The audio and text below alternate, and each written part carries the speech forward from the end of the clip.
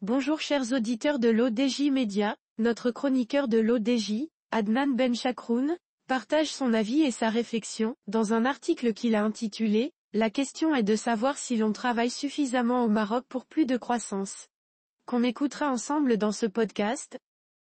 Notre ingénieur ouvre sa réflexion de la manière suivante. C'est l'idée proposée par Guita Medzour, ministre délégué chargé de la réforme de l'administration et de la transition numérique, dans une correspondance rendue publique ce mardi 2 avril 2024, adressée au chef du gouvernement, Aziza Kanouche. Dans sa proposition, la ministre explique que l'Aïd al-Fitr pourrait être célébré soit mercredi 10 avril soit jeudi 11 avril, mais la date exacte ne sera connue qu'après le coucher du soleil du mardi 9 avril, ce qui pourrait poser des difficultés aux fonctionnaires voulant voyager durant ce congé. Avec un congé de 3 jours, le gouvernement espère alléger la pression sur le réseau routier national et permettre aux citoyens de passer leur congé dans les meilleures des conditions. Ainsi, le mercredi 10 avril sera exceptionnellement jour férié, s'il correspond au 30 Ramadan. Dans l'autre cas de figure, le vendredi 12 avril sera exceptionnellement jour férié, s'il correspond au 3 Shawwal.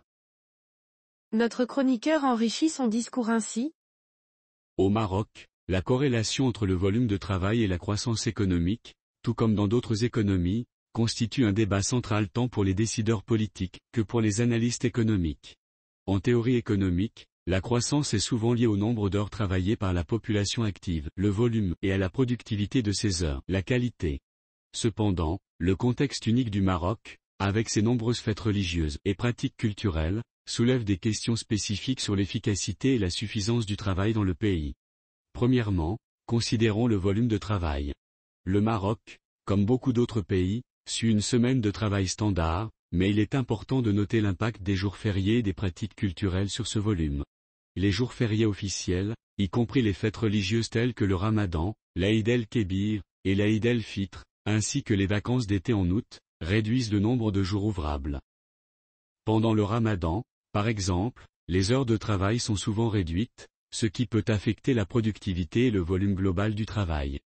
D'autre part, la productivité du travail, c'est-à-dire la qualité des heures travaillées par rapport au salaire, est également un facteur crucial. La productivité peut être influencée par divers facteurs tels que la formation, l'innovation, et l'efficacité des processus de travail. Dans une économie où le salaire ne correspond pas nécessairement à la productivité, des déséquilibres peuvent survenir, entraînant soit une surcompensation, soit une sous-compensation des travailleurs. La question de savoir si l'on travaille suffisamment au Maroc doit donc être abordée sous l'angle de ces deux dimensions, volume et qualité. En ce qui concerne le volume, il est clair que les jours fériés et les pratiques culturelles réduisent le nombre d'heures de travail disponibles. Cela pourrait être perçu comme une limitation à la croissance économique, étant donné la corrélation entre le volume de travail et la croissance. Cependant, ces pratiques culturelles et ces jours fériés sont également essentiels pour le bien-être social et la préservation de l'identité culturelle, des facteurs qui, bien que moins quantifiables, contribuent à une société stable et cohésive. En termes de qualité, la productivité au Maroc est un défi constant, comme dans de nombreux pays. L'investissement dans l'éducation et la formation, l'innovation technologique, et l'amélioration des conditions de travail sont essentiels pour augmenter la productivité.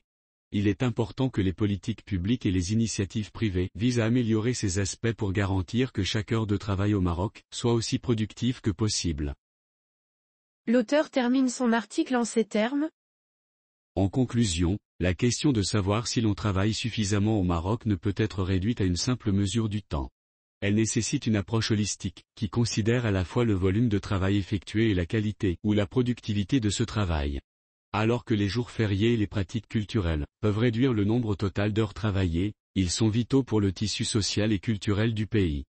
Parallèlement, des efforts continus pour améliorer la productivité du travail sont essentiels, pour garantir que le Maroc puisse croître économiquement d'une manière qui bénéficie à tous ses citoyens. Rédigé par Adnan Benchakroun.